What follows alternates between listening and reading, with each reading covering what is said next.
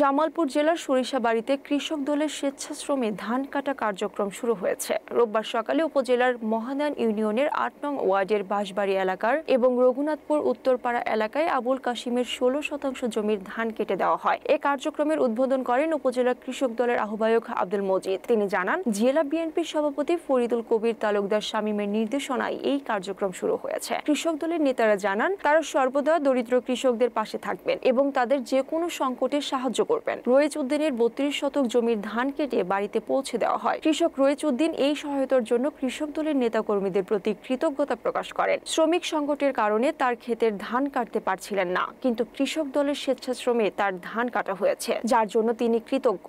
এ সময় উপজেলা কৃষক দলের সদস্য সচিব আলামিন শেখ, খোরশেদ আলম, সোহেল মিয়া, জাহাঙ্গীর হোসেন, জালাল উদ্দিন, নজরুল ইসলাম, মঈন উদ্দিন, আলতাফ আলী ও আব্দুল জলিল সহ অন্যান্য নেতাকর্মীরা অংশ নেন।